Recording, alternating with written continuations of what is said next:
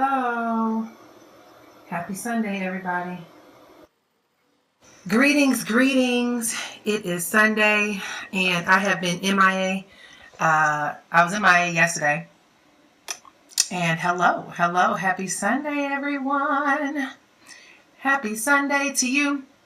But I was MIA yesterday. Hey, Candace Burdens. Hey, thank you.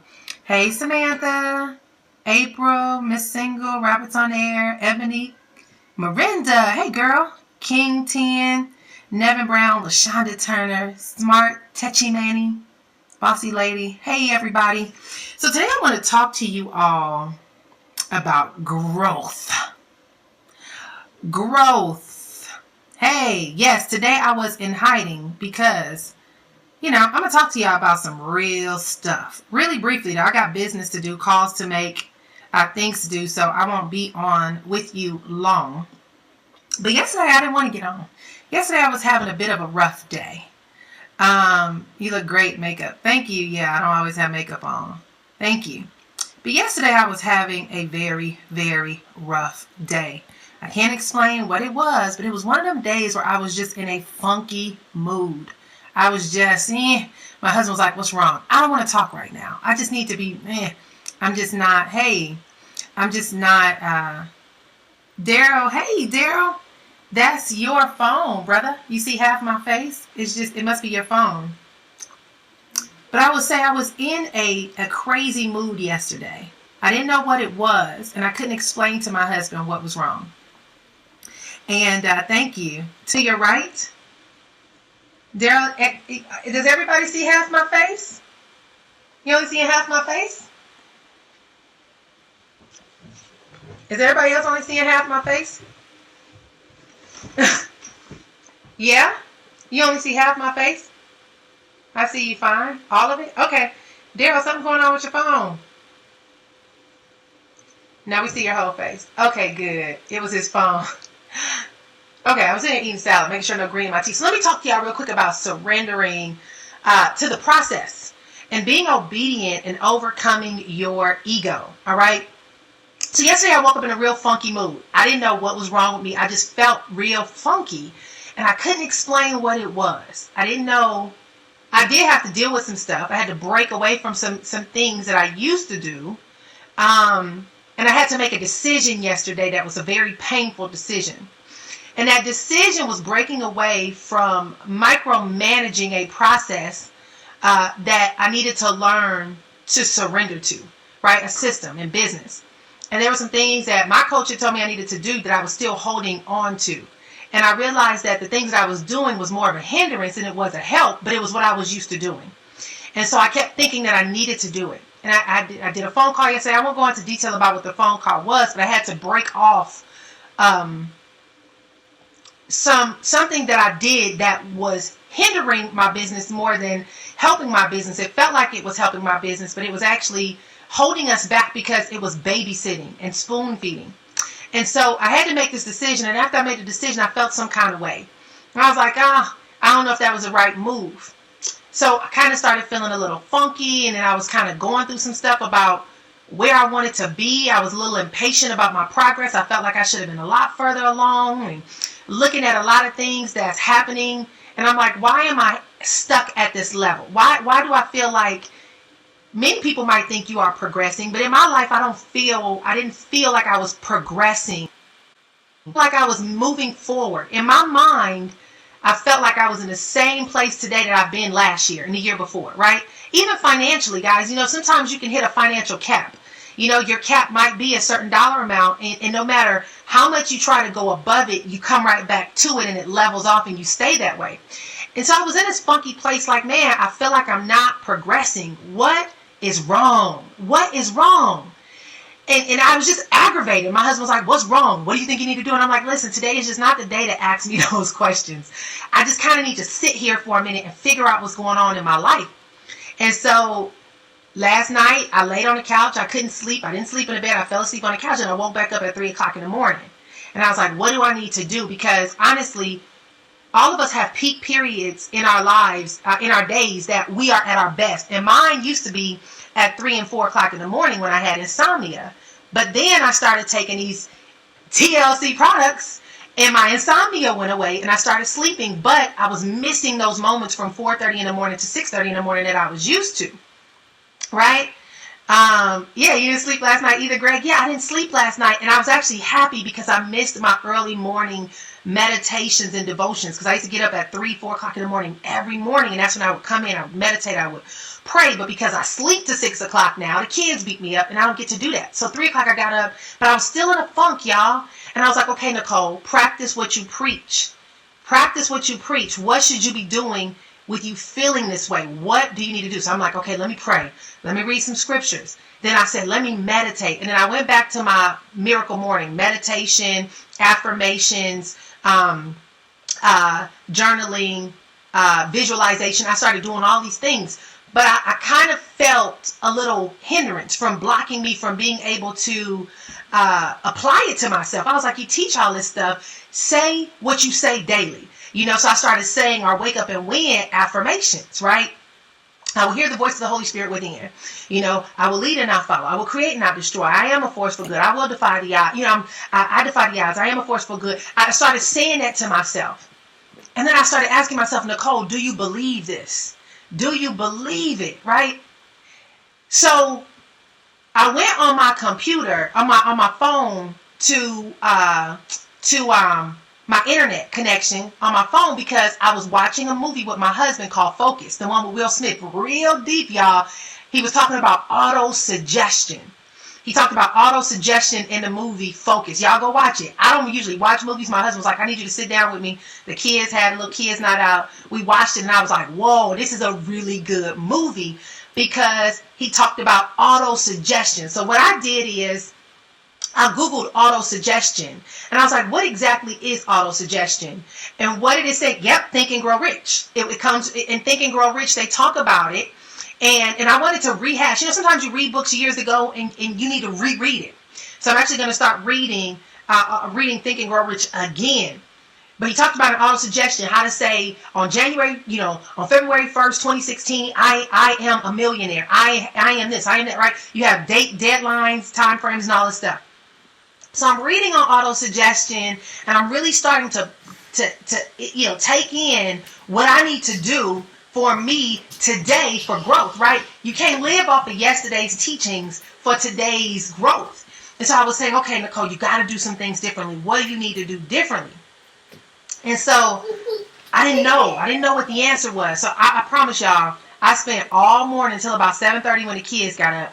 I was listening to guided meditations. I was reading some books. I was studying, and I still couldn't figure out the answer. I was like, what am I doing wrong? I couldn't figure it out. I was just so aggravated. There's an aggravation when you know you need to do something different and you're not clear what it is. And so I was putting on my makeup this morning, and I text my mentor, and I said, it was about business, but then my husband said, why don't you ask if you can go down there and I was like, no, I don't think that's what I need to do. But when I texted her, she was like, what's going on with you? And I was like, I don't know. You can see. So I started pouring out what was happening. And I said, you know what? Let me come down there early for a couple of days and just model you. And she was like, you sure? I was like, yes. And it was in that moment that I realized what was wrong. Let me tell y'all what I discovered. What was wrong is that a lot of times God put people in your life for a season for you to identify what they're doing differently, for you to shape your behaviors, and you do things differently. And the reality is, unfortunately, many of us get accustomed to our habits. There are habits that you create. They can even be good habits, right? Things that you do consistently over time. But what happens, you guys, is in a new season of your life, what you did in that last season doesn't work in this new season. You can't do the same thing you did last year, this year, to get to a new level. And so I realized that I had resistance to growing from my mentor, because I was used to doing things a certain way, and the way that I was doing them is not going to elevate me to where I want to be. And that's why I have been stuck, because I've been doing the same thing the same way over and over again, expecting a new result. That is called insanity.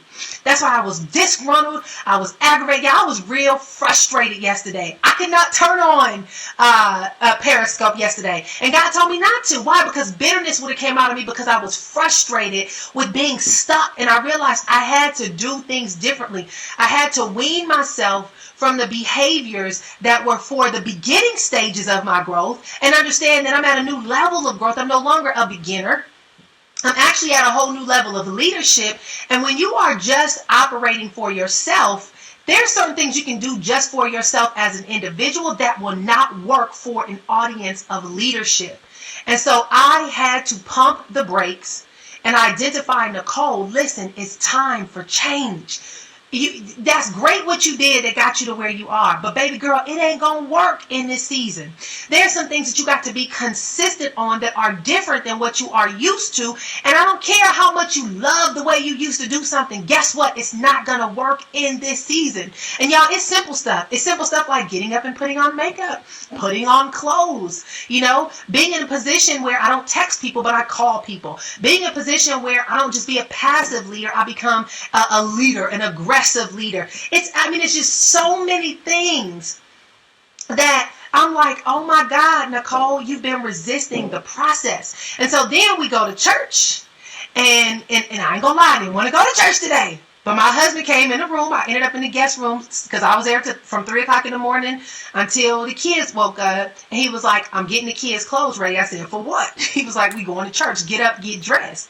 I was still giving him the side eye, like, I don't feel like it. I want to stay in my pajamas all day, and I just want to lay around and just soak because I'm upset about this level of stuff that I just wanted to soak. I just wanted to continue to feel some kind of way. And so my husband said, get up and get dressed. I didn't want to argue with him. I was like, all right, I'm going to get up. I'm going to get dressed. I'm going to put on some clothes. I'm going to put on some makeup. I'm going to look a little decent. I didn't want to, right? So we go see our friend's son get baptized. Then we leave there, and we went to our church afterwards. I didn't want to go to our church. We going to our church? Why? Right? I was a little fussy. So then we get to the church, and the speaker was a guest speaker. And oh my God, he spoke directly to me. And his message was, many of us love the idea of something, but most of us refuse the process of it. And one of the things that he said is, think about the gym. We love the idea of six-pack abs. We love the idea of having, 10% body fat over 26% body fat. We love the idea of looking good in that dress, having a flat stomach and having your butt tight and arms looking like guns. And we love the idea, but we won't accept the process of getting up when you don't feel like getting up, putting on your workout clothes when you don't feel like it, getting to the gym and doing it no matter how you feel, being consistent in doing it every single day. When you get to the gym, you go above and beyond no matter how exhausted you are, but you push yourself. He said, we love the idea of something, but we don't want to go through the process. He said, see, the thing about it is, and my notes are here's my notes. But one of the things that he said, and I got to go because I got to do a call with some new team members that I got. And I'm going to tell y'all how this is all panned out, right? How the minute I made a decision to surrender to the process, how immediately God started shifting things in my life. So one of the things that he said is, your destination is not determined. You have the opportunity to be great. However, you have to choose to do what's required to become great. In other words, God will present to you the opportunity to do something, but you got to make a choice. If you refuse the opportunity, guess what? You will not become what you should become. But if you accept it and do what is required, one of the things he kept saying today over and over and over again is that we need to work. He says, see, believers don't like to do what's required. We just want to pray all the time, but we don't want to do the work. He said, but believers need to learn how to work. And when he said that, I was like, oh my God, right? We love the idea. We even love talking about stuff. But when it comes down to doing what's required, we don't do it, right? Because we come up with all the excuses and we continue to hang out in mediocrity. Another thing he said is quitting is not an option. He said, listen, you can never allow your mind to quit. You have to always look to see where is the opportunity for growth. And when he says quit, that means you got to do some things differently in this season. It's not that you're supposed to quit, right? It's that you need to shift. and do some things differently in the season. So let me tell y'all something. So the minute that I surrendered and said, I told my coach, I humbled myself, I said, listen, I'm going through some pruning in the season because I'm learning how to ask for help. I'm so used to being so independent and doing stuff solo that I'm learning how to say, hey, can you help me? Hey, can I come learn from, can I just sit underneath you and just model whatever it is you're doing? I'm willing to stop what I'm doing, to come surrender and just watch and listen. I'm willing to alter. I'm willing to close my mouth and just be obedient. I'm willing to be a student, not be a teacher. I'm willing to be trained, not be the trainer. I'm willing to submit, not try to control. I'm willing. Whatever it looks like. If it hurts, I take it. Why? Because that's why God has assigned me to be in this season with this individual, to be in my life, to grow. If I want to go beyond where I'm at, I got to shift and do things differently. And listen, our best self, the best you got you to where you are at in this season. The best you. Which means that in order to go further, you got to get and attach yourself to somebody who is beyond you. And you got to do it. And it's called, in the 21 Irrefutable Laws of Leadership, John C. Maxwell calls it the law of the lid. Listen, if I'm an 8, I can't get myself to a 9 or a 10. I have to surrender to somebody that's a 9 or a 10 that can pull me up and show me what it looks like to be a 9 or a 10. And I'll be honest with you guys, I had a realization, Nicole, you're only working at about 10% of your potential because you're comfortable. But you got to stretch. You got to do things differently. You got to go beyond. And if you're only doing this at 10%, baby girl, imagine what you look like if you do it at 100. Or like E.T. the hip hop preacher say, 120. And y'all, it hurts like hell.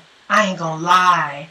You got to die to yourself. You got to shut your mouth and listen. You got to be a receiver. You have to be submitted. You have to be obedient. You got to go above and beyond. You can't live according to your feelings. Another thing the pastor said today, he said, your feelings are so deceptive. He said, don't get so caught up on your feelings.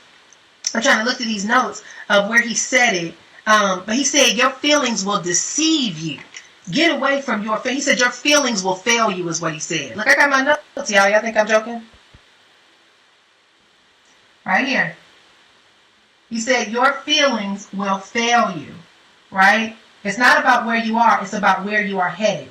Jesus didn't command you to catch. He calls you to obey. Obedience will allow you to bear fruit. And it says, uncap the things that you've been trying to hide. Right? Uncap the things that you've been trying to hide, right? Good is the enemy of great is what he was saying. Comfort is the enemy that holds us back from conquering. Y'all see that? Comfort is the enemy that holds us back from conquering. Surrendering to humility. Look at this. This is all what he was saying. Surrendering to humility positions you to experience a shift for opportunity. Y'all see this? Surrendering to humility positions you to experience a shift for opportunity. Who has the authority to speak into your life? Where there is order, good can function in the anointing. It also requires excellence. Oh, no, it says where there is order, God can function in the anointing, and it also requires excellence. Quitting can't cross your mind. We all love the idea of the gym, but we don't want the process of the gym. We love the idea, but we don't want to enjoy the process. We have the responsibility for who we want to become. With responsibility comes accountability. Your destination is not determined. You have the opportunity to be great. However, you have to choose to do what's required to become great. Right? And somebody said, go back to this page. You are the light of the world. The proof, your proof is in the progress. Right? Why have I not progressed? Because I have to stretch beyond where I am at. Right? He said the secret is to bear fruit. Y'all see that? We got to bear fruit. I feel like I haven't been bearing any fruit. Your feelings will fail you. It's not about where you are. Yeah, y'all give me some hearts. Jesus didn't command you Jesus didn't command you to catch. He calls you to obey. Obedience will allow you to bear fruit and uncap the things. So y'all said go back. I'll take copies and post it on my Instagram. But look, he said private obedience always trumps a public display. Obedience is easy when it's obvious. He talked about the fact that we all do things when somebody's watching, but what do you do when nobody's watching? Right? Private obedience always trumps a public display. There are some things that you are going to have to work hard at. Believers need to work. You are missing out on things that God has for you because you haven't been willing to work. You see that? A lot of times we as believers don't want to do the work. So I gotta share that with y'all because this was challenging. It was very, very painful. And because you think you're doing good, because publicly it looked like you're doing good. But privately, you could do a whole lot better. And you got to shift in what you do. You got to stretch. So I got to leave my house. I can't just hide behind my desk all day. I got to get some clothes on. I got to stretch myself in how I dress. I got to lead differently. I can't babysit people. I have to stretch people. It's just so much stuff. And it hurts. It hurts. But it's so needed, y'all. It's so needed. What else do I say? Just watch. Because humility is presented to you before you are elevated, right? I forgot what the scripture says about humility. Humility comes before something. But pride comes before a fall, is what I do know, right? Pride comes before a fall. But humility comes before elevation. That's just my word. It's not in the Bible. I got to look at the Bible to see what it says. So I just wanted to tell you guys, humility before honor. Okay, there you go. Humility before honor. So I got to hop on some calls. I just had to share this with you guys because, I was hiding from Periscope. I knew I didn't need to be on Periscope until God showed me, Nicole, stop getting on here always trying to teach something and learn to be taught. Right? We be telling everybody, the minute we learn something, let me teach you what I just learned. No, go apply what you learn, get the result, and then come back and you share after you've gotten the result. And I was like, okay, Lord, I hear you loud and clear. All right? So, I got to go. I have a call right now. Here's what happened. As a result of saying yes, my phone started blowing up with people ready to partner up with me in business. Saying, I'm hungry. I got the money now. Just enrolled 2 ladies for $500. Was like, look, I'm ready to run. We got a team of 100 people. They ready to make a move. We already sold product. We this, that, and the other. We looking for the right leader because we want to grow. We want to be stretched. Then I had another call with a bishop from a church of 4,000 people saying, girl, please call me. We need to talk. Then I got more text messages coming from people and more business coming my way and more doors are opening. And I was like, oh, God, this works. This works. That I was willing to be humble. That you can see the floodgates open up the minute I surrendered to the process. Right? Many of y'all are trying to say, why isn't something working? Because something you're not being obedient. My pastor always used to say, if you feel like God isn't answering your prayers, go back to the last thing he told you to do and follow his instructions. Many of you are not experiencing that open door and that shift in your life because you are still, you're still resisting the process. Right? Remember, we love the idea. You want the idea of your success, but you don't want to engage in the process. You're not willing to be broken to be able to be built up in the right way. And guys, I'm telling y'all, today I got broke down. Yesterday I got broke down and I didn't feel like nobody's success. So I was bitter. My husband was like, okay, you need to go for a drive by yourself because I don't like this attitude of yours. And he wanted to just pull it out of me. So what do you think it is? And what do you think we need to do? I don't know. I just don't feel like it right now. Like I just want to be sour. That's what I'm saying. I just want to be sour. Just let me soak in my misery right now. And he was like, okay. We had date night planned, everything. Kids gone to the kids night in or whatnot. We driving around, got dressed, everything. He said, you know what? Let's go pick up the kids. We're going home. You gonna take yourself for a drive because you about to bring me down. I don't want to be dealing with this energy from you. I was like, okay, fine. Go get the kids. Let's go home. And I'm walking all fast ahead of him. And, and he was still so sweet in the process. And he the one that said, we need to go to church because this demon, we got to get this demon out of our house. You got to get out of here, devil. Because I was just so nasty inside. And it was coming out. And it's because I had to be broken. That ego had to be drowned out of me. Like, listen, you little whatever. You got to stretch yourself. You ain't got there. You ain't arrived, child. You ain't arrived. What you think this is? You are not going to progress until you engage in the process. And that means we got to break you from your habits, your old habits. You can't put new wine in old wine. You can't put old wine in new wine skin.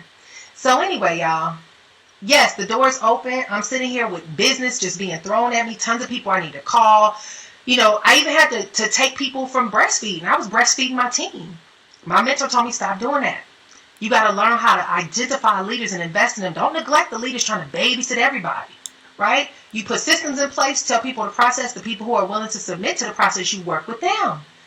And I realized that yesterday when I had a call with my team, that a coach won't coach you until you show up for practice and prepared, mentally engaged to do the work.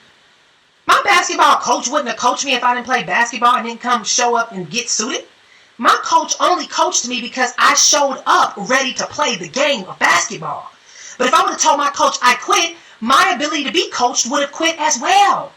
We got to stop trying to coach people who are not ready to show up to play the game. And we got to stop thinking that we're responsible to try to convince people that they should want to play. Why? Because we're building a business and we're raising powerful leaders, which means that you got to work with the individuals who are ready, willing, and able. I watched Jaleel Coleman's training yesterday. He called it the whip. All I can think about is do the whip, do the nay-nay, right? But WHIP, he said, look for people with work ethic who have humility. Oh no, hardworking I think was H, but you can say humility too, and hardworking. I don't know, was H humility? I don't know. I got to write it down because work ethic is the same as hardworking. So work ethic, I think it was humility, integrity, and then personal influence, WHIP. If you don't have no work ethic, no humility, why am I trying to make you want to work with me? No, you find those people and you invest in those people with a whip and the nay-nay who ready to go and grow. So anyway, I've got to go, y'all. I just had to share this with you guys because this was a big learning experience. And I'm still going through the process. But if we're going to hop on here and try to show our strong, I got it all together side, we got to show our sides, the times where we are being broken down for a whole new level of approach to how we grow. And I just felt I needed to share this with you guys. So anyway, I'm hoping this helps somebody. I know y'all had a lot of comments. I was just talking because I really need to go do this 3-way call with these folks. So anyway, guys, stay tuned. Tons of information coming your way, I'm sure, from this process. I'm actually going to get back to blogging again. I'm excited about that. And so, gotta go, y'all. Have a great Sunday. You're welcome. Thank you for your transparency. I needed this. It helped me. Thank you. Thank you. Thank you. You are welcome. Thank you. I feel your shift. Yes. And the shift sometimes make you feel like when you remove the F out of the shift word. Yes, whip work. Thank you. We love you, Coach. I love you. Thank you. Love y'all back. What's your IG name? My Instagram name, y'all, is Nicole S. Cooper. Nicole S as in Sam Cooper, Cooper. I will post these notes after my call, but I gotta go. I am so late. Oh my God. Bye, y'all. Bye.